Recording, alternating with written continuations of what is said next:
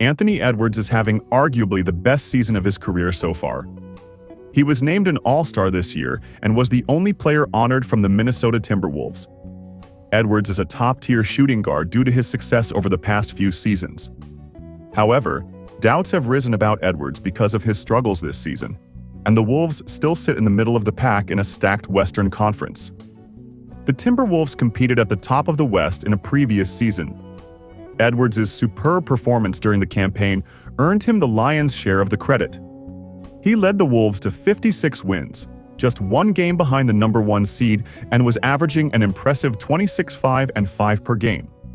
This season, Edwards has not elevated his production, even though people expected him to be the sole superstar on the team. Earlier this season, he made three-pointers at a sizzling 43.8% clip through his first 16 games, shooting them at both a higher volume and with far more accuracy than he had his first 4 seasons. Though Edwards is an improved shooter, there was an inevitable regression. In his next 17 games, he is shooting 37.3% from deep, much closer to his 36% career average. Defenses correctly look at a starting lineup that includes 2 very limited offensive players in Rudy Gobert and Jaden McDaniels, an aging point guard whose skills have visibly diminished in Mike Conley. And Julius Randle, a new power forward taking time to get acclimated and who is not the same floor spacer predecessor as Karl-Anthony Towns, and try to keep Edwards from hurting them. But it's too easy to deflect blame. If you want to bemoan the cat trade, sure, but realize this. Edwards averaged 26.7 points, 6.3 rebounds, and 5.4 assists in 18 games toward the end of last year when Towns was injured, helping the Wolves go 12-6.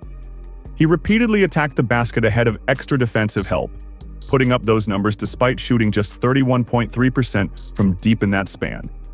You don't make the cat trade unless you think Edwards can ascend to the level of a true superstar, one of the 5 best players in the league. Too often this season, particularly since that hot shooting start from three-point range predictably regressed to the mean, Edwards hasn't been close to the top 15. Want to blame an offense with Gobert in the middle? Something Finch still hasn't unlocked in year 3? Did you know the Jazz had the NBA's top-rated offense in 2021-22 season before Gobert was traded to Minnesota?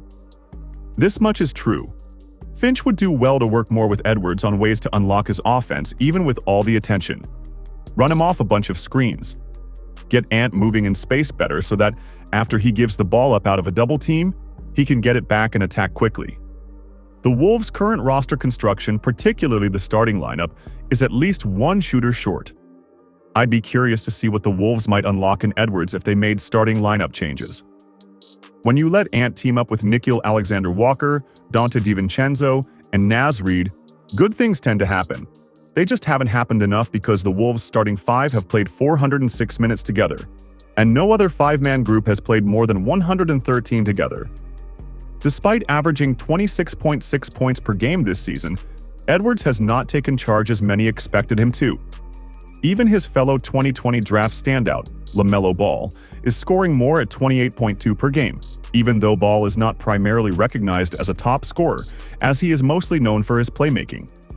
This is not what people expected from a talented star like Edwards, who was primed to take over as the league's best shooting guard.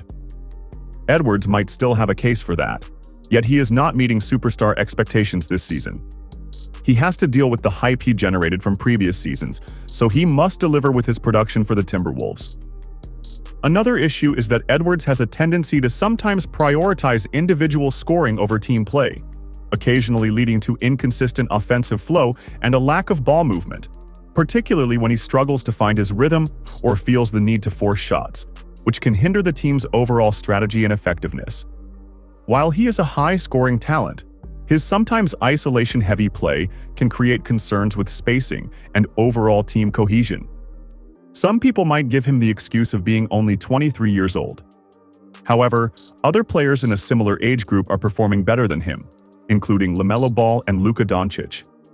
When Luka was the same age as Edwards, he was averaging 32.4 points, 8.6 rebounds, and 8 assists per game. If Edwards wants to live up to the hype, he must do better on offense. He already has good efficiency at 44.6% from the field, 42% from beyond the arc, and 83.2% from the free throw line. Edwards must take charge because the offensive punch Cat provided in previous campaigns is gone. The Timberwolves made a big trade in the offseason when they dealt Towns to the New York Knicks. The return was Randle and DiVincenzo, who have been a bit disappointing after joining the team. It is even more disheartening when people see how Towns is playing in the Big Apple, and that he was named an All-Star starter in his first season in New York. After a few seasons of playing second fiddle to Edwards, Towns has regained his confidence with the Knicks. This is a big blow to the Timberwolves because Edwards played well enough to secure the #1 star tag. Towns had no issues with deferring the go-to role to the younger player, but the rising presence of Edwards was undeniable at that point. Unfortunately, what Towns is doing in New York deserves a good look. This has led to some sadness within the Timberwolves because Towns has to be considered a legend in Minnesota. This is also why Edwards needs to take over as the unquestionable star. His production must reflect his role as the go-to guy, especially with Randle's underwhelming campaign. Randle averages 18.9 points, 7.2 rebounds, and 4.5 assists, but he must match what Towns was doing to support Edwards. On the other hand, DiVincenzo has cut his productivity drastically, taking his 15.5 points per game last season to only 11 points a night with lesser field goal percentage in this year's campaign. Edwards is often described as a fantastic two-way superstar. He has all the physical tools to become a strong defender because of his wide frame and elite athleticism. This reputation has stuck with him for a while. Even he is not that good of a defender. The metrics say he has a 107.2 defensive rating while getting 1.3 steals and 0.6 blocks per game. Those statistics prove Edwards is a strong defender, yet that is not the case in the eye test. Ant can be an elite defender when he wants to. Unfortunately, superstars like him must find time to rest and not exert too much energy. That is why people can see him playing mediocre defense. If he can keep up his energy throughout the game, he can be the most elite 3-and-D player. Edwards might be a good defender with his physical gifts, but he needs to have the mentality of a top defender. He could take on the opponent's best player and welcome the challenge. Of course, that would not happen in Finch's system, especially with Jaden McDaniels being a superior stopper as the go-to guy.